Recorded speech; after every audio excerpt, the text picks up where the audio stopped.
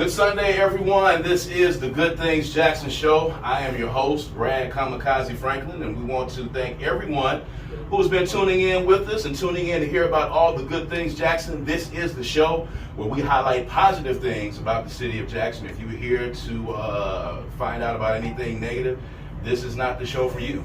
We are focusing on the positive things, the great people, organizations, events, venues, all those things that are contributing to a positive Jackson. You got to go someplace else if you want to hear anything about this great city. We've got a full house of guests in here today, a lot of good stuff going on in the city, and we are very excited for you guys to learn about it. You can follow us on social media, The Good Things Jackson Show. We are live right now on our Facebook page, on the Good Things Jackson Show Facebook page. So you can follow us, and if you wish, you can, of course, ask us questions or leave comments for our guests.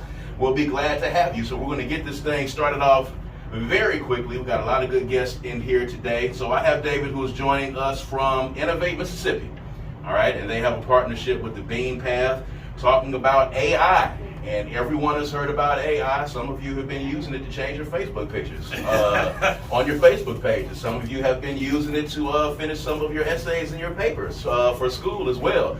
So he's going to talk about AI, some of the great things that they're doing at the Bean Path. We are excited about what the Bean Path has been doing. We've had a lot of people in here with the Bean Path before, so we really appreciate these guys for coming in and letting us know what's going on. So David, how are you?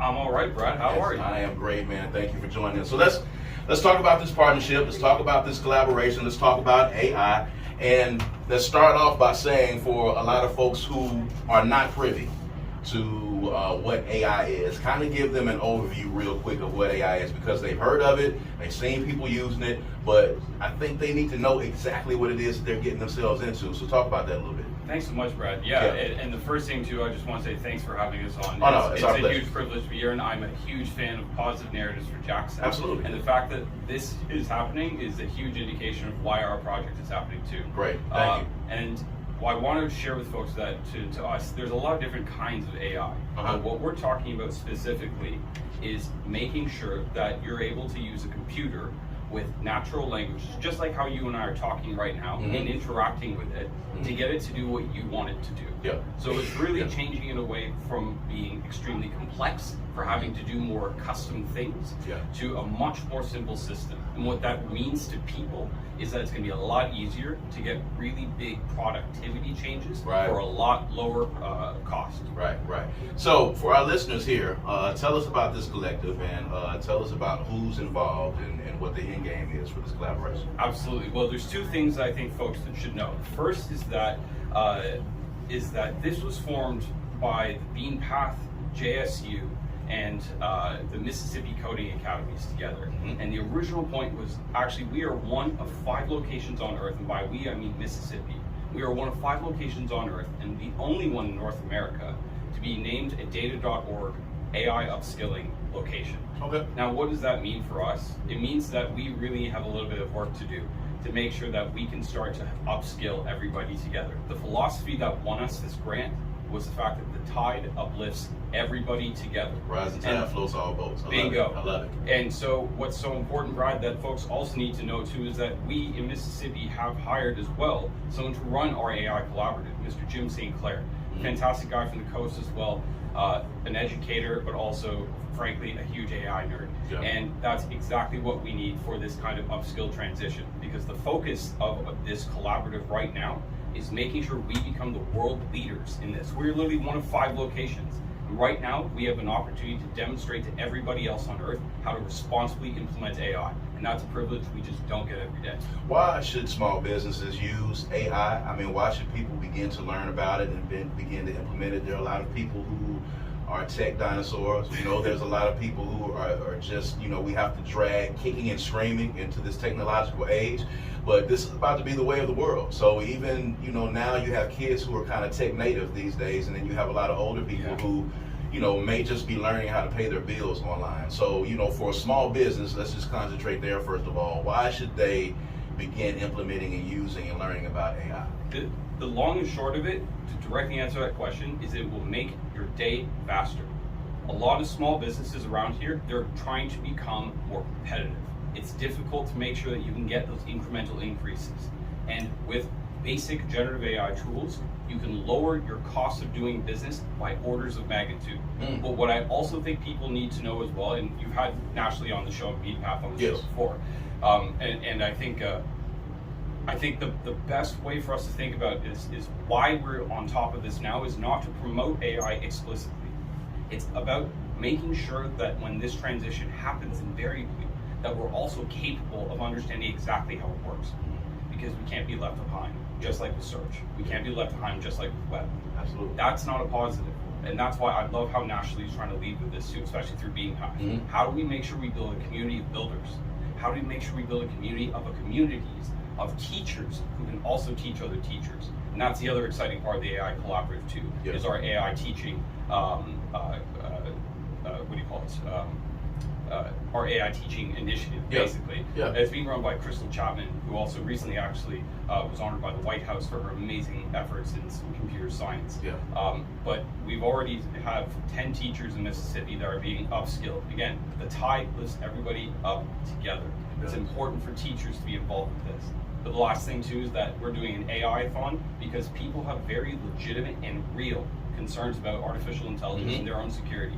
And we want to make sure that we don't have these same privacy concerns swept under the rug. That's not appropriate. How are you going about assuaging some of these fears? Because we have seen now how, as with anything, we see how AI can be used for quote unquote evil. If there's an evil villain out there that wants to use AI for his devices, but we've seen how it can be used to co-opt people's identities, getting people to give valuable information, credit card numbers, account numbers, and things of that nature because they believe that someone in their family is actually reaching out to them. What are some steps that people can take to not be duped in this sense, and what are you doing to assuage the fears of people who have seen this happen in real time? This is meant to be directly connected. When I was a kid, I distinctly remember how important the library was to me. I just simply didn't have access at home to the sorts of people and resources that I need to become me. And I'm forever grateful for that. And the approach that we decided to take for the AI Collaborative is education first. So we've teamed up with Microsoft, and anybody in Mississippi can get a completely free LinkedIn Learning certificate with generative AI. Now, you can use that professionally, which is obviously great, but the most important part of it is that this is an accessible way for people to learn exactly what is going on. What is the truth behind how it works, put into layman's terms, because this isn't scary, it's an opportunity. But again, we cannot let this opportunity go to waste to make sure that people's privacy and security are being put front and forward as well. And again, small businesses won't use this if they think it's a threat, it's expensive, or it's a security threat. We don't want any of that because we want to make sure this is, again, accessible, normal, but also as well that when people are using it, they really are seeing that benefit. Right. We want to get rid of the fears. That's one of the things. People fear technology. Or address the fears honestly. Yes. So we're glad that the Beatpath is located in the Gallatin Street area. It's one of the areas of the city that definitely need some help in bringing that foundation that was once there in that corridor there. This initiative and this collaborative is concentrating a lot on the West Jackson area. Why is that? Well, at first, we wanted to make sure that the businesses that actually were frankly close to where we know that we could serve, we know that there are businesses in West Jackson that we can have strong reach to, and also, frankly, that we can build trust with. So that's where it's starting with, but it's open now to all businesses in Jackson. The goal is to make sure this is statewide. The ultimate goal is to make sure that if you are an entrepreneur, a founder, a business owner, frankly someone with an idea in Mississippi, you should have access to AI that doesn't take your information and is secure. All right, so what businesses in particular, if they're listening right now, what businesses specifically are you guys looking to work with right off the bat? So a great example that we can start with is a real estate business. There's a lot of realtors around.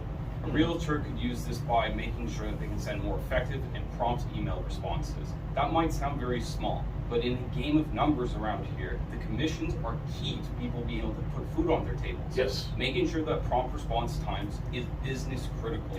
Now, a lot of folks will say, it's not a human writing the email. I understand and accept that. And again, that's a business decision. But when a business is also trying to compete in this kind of market, that's what they should be considering in my view.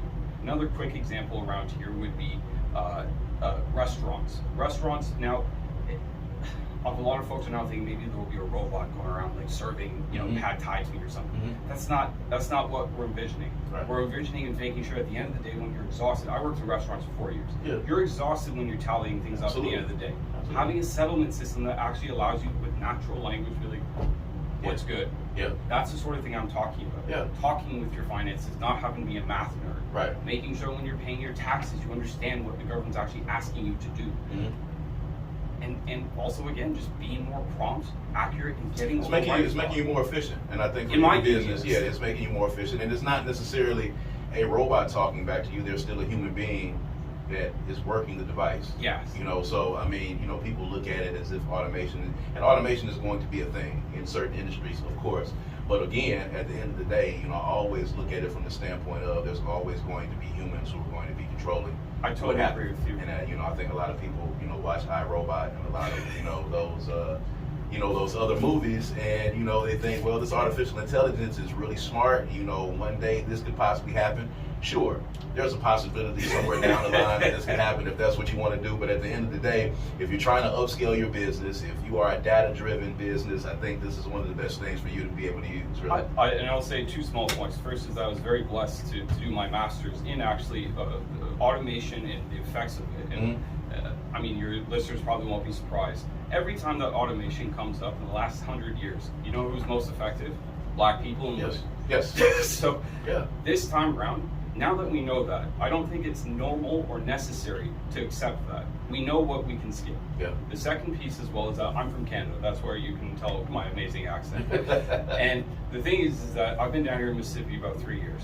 And I have met literally some of the hardest working people I've ever met in my entire life in the state. Absolutely. And people that are more generous than I would ever expect, or frankly feel like we deserve.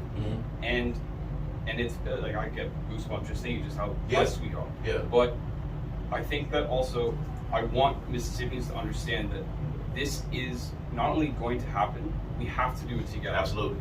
And I've been so blessed to be in the position where I've been on the tail end or the beginnings of this back in about 2016, 17. So when OpenAI was starting to come out with ChatGPT, the first version, I was literally so alarmed when I saw it. I literally wrote an essay to go back to school. And I wrote to the University of Toronto and said, you don't know what's coming. We need to deal with this now. That was 2018. Wow. So this is not new. And that's why I know we can do something together about this. And the fact that we have a community here that is galvanized, that understands, but also is talking together, that's literally unbeatable. And what we can do there, and that's why we're the upskilling location of choice on Earth right now. 1 of 5, look it up, folks, data.org. And we want to continue this by making sure it's embedded in with the Mississippi SBDC, so it's free, so that every single student in this state, they're using ChatGPT. We know this. If we don't allow folks to use ChatGPT in their professional lives, they're not going to stay here. And we can't have that happen. You know about brain drain. You've had tons of folks out here about it. Brain drain, this, and small businesses, they're all connected. How do we make sure that the students that really need jobs and the positions that are not available because people don't have enough money in their businesses to train those folks, we can bring these together with generative AI. Right. So this is a pilot program that ends in June. What happens after June, Dave? After June, we need to make sure that our funds are together for it. So right now we have an awesome team led by Jim St. Clair and Bob Busick over the Mississippi Coding Academies, leading the charge, getting grants for this. The goal is to, again, make sure every founder, entrepreneur, and business owner in Mississippi has unlimited access to generative AI that's safe and secure. Okay. So for anyone that wants to get in touch with you guys, for anyone that wants to be a part of this, please give them all of the contact numbers that they need. Sounds good. So MississippiAI.org. And the key people, if you really want to get in touch, first and foremost over the Bean Path, it's Anik Kirkajan. And that you can just go check it out at the beanpath, I believe.org. The second is if you want to learn more about how to get involved with coding and all the awesome computer science initiatives in the state, visit the Mississippi Coding Academies as well, because you can learn how to become a generative AI coder. And finally as well, if you just want to learn more, MississippiAI.org, or check us out on LinkedIn as well. David, thank you so much for being here. David with Innovate Mississippi, there's an AI collaborative that is happening right now with the Bean Path. You guys need to get on top of this because this is going to happen, Okay, as Thanos said, it is inevitable. It is going to happen, so you guys need to get on top of it now and get abreast of it. In Mississippi, whoever's listening, you need to get on top of this because we need to be, This is a good thing happening in Jackson. Jackson. It's a very good thing happening.